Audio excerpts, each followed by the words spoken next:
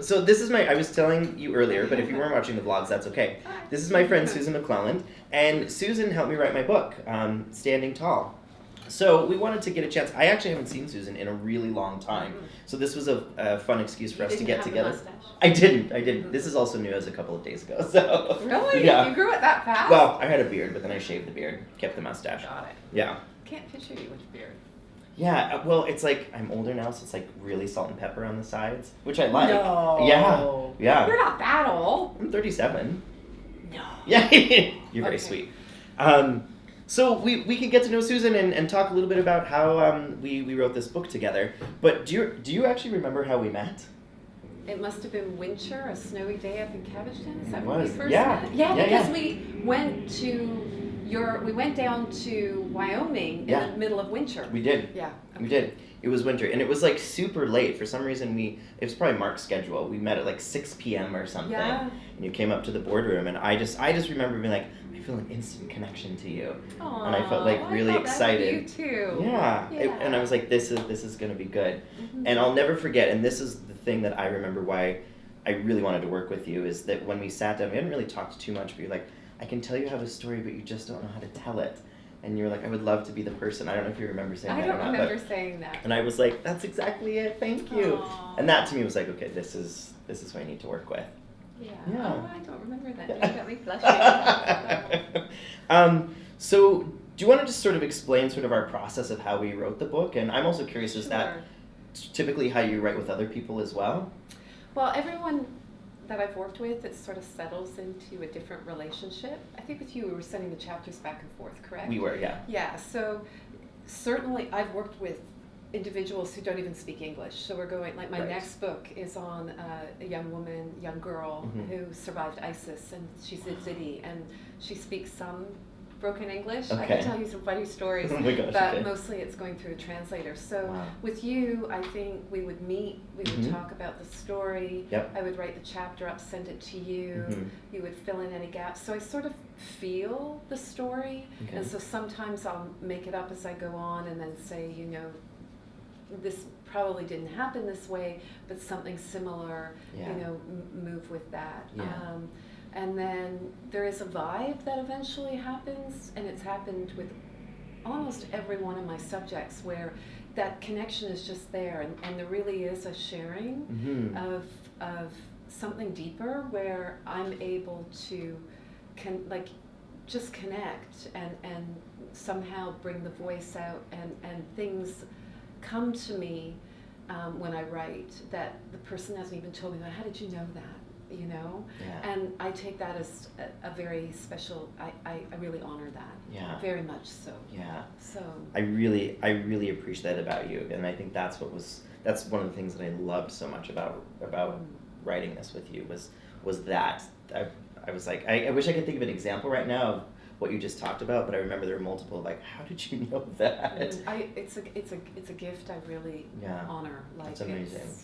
Not of me. Yeah. So. But that's great that you're able to like channel it and use it in a way that's so positive. Yeah. Was there, when you look at all the books that you wrote, because I know Bite of the Mango, and you helped write The Last Maasai Warrior for us, which is Wilson and Jackson. For those that have been involved with We know that. Is it important for you to tell all these diverse stories, and how do they just sort of come to you organically through the universe? Like, how does all that work? Well, let me think. You know, I had an agent in New York who asked me to start developing my own fiction, and I'm not against it. My daughters and I have tossed around some ideas. Charlotte and Lauren have both also are making a film of their own called Bardo that I'd love to write the fiction-wise, but Cool. I really do enjoy the collaborative arrangement. Right. I just really enjoy it. I can't put my finger on it, and I really am very, very fortunate that everyone I've worked with has been like you. It's just been such a special relationship. I can't walk away and say, like that. Everyone has just been very dear. I keep in touch with everyone, and it's just really, really special. And I enjoy taking these stories that other people don't know, and that need to be told, and the faith that's being placed on me to tell them, and everyone is different. Like the Yazidi one that I'm just finishing now has ended up very spiritual, and I've been given a real blessing with that one, in that the spiritual community are giving me information that they've told no Westerner. They've faced 72 genocides since time began, and part of it was when they would share their mysticism with people, they were persecuted. So I take that very seriously. And then with you, I instantly, you know, a lot of the other books that I've done, like the North Korean boy that some Jew, who it's my last book that's out, and of course Badia, who I'm working on now, and The Bite of the Mango, they were very drama driven, like that. They were just drama. Yours was very much about the power of a family, and that was, to me, another really beautiful message that needed to get out there, both for young people associated with Midui, but also adults too, to see that, you know, here was a family that really just did not treat you any differently, and look at what they created, and it was just a beautiful family. Oh, thank you, thank you. Susan, where did this all come from? I don't think I've ever asked you this question of, like, where did your passion for writing come from, and were there writers in your family, or are you like the first one? We did have writers in the family, but my best subjects were math and science. Oh, were they? My father was a chemistry professor. Those are my least. Both my daughters are very, very creative, so it definitely is in there. Yeah. I watched a documentary film in high school, and walked away from that saying I was going to be a filmmaker. Oh, wow. And when I did do my master's program, it was in the filmmaking department, in broadcast journalism, documentary filmmaking, which I have done some, but I just felt there were so many people involved in the process. And so I immediately switched into print, and have just loved it from there. That's awesome. So it started out wanting to do film, but then realizing that this might be the better path.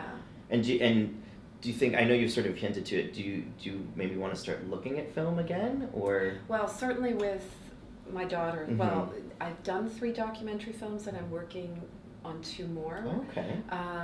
But not where I'm driving them. I'm working with the producer and the director. Got it. They're either adaptations of my work or involving some of the subjects of my work.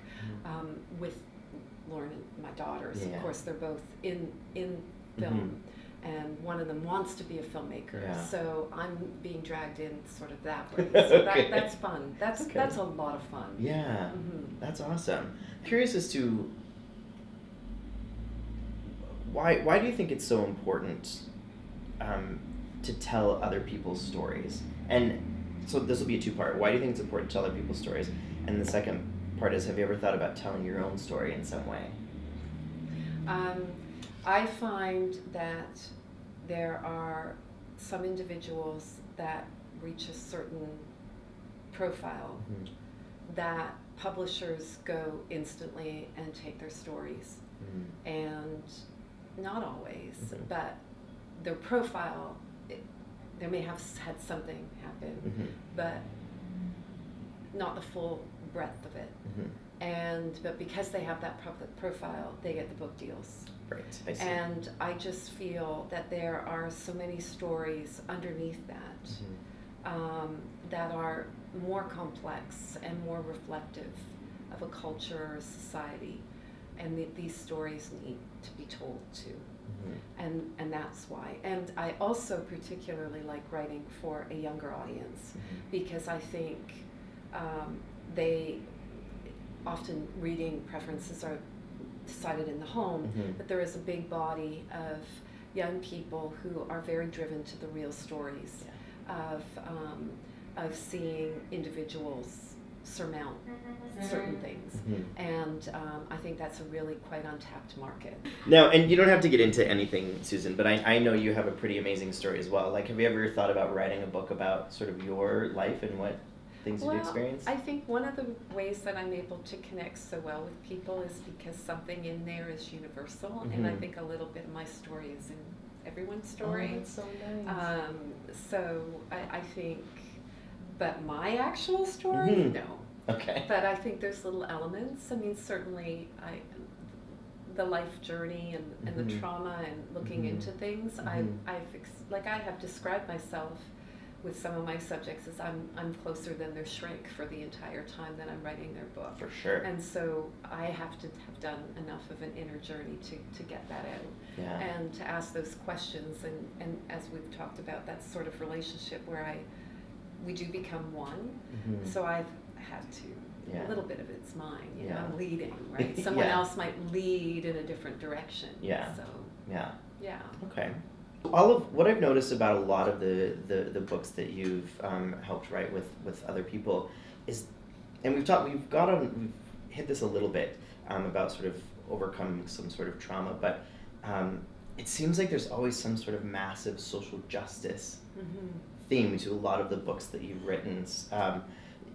Is that just something sort of universal that has just happened, or do you also seek those types of stories out too?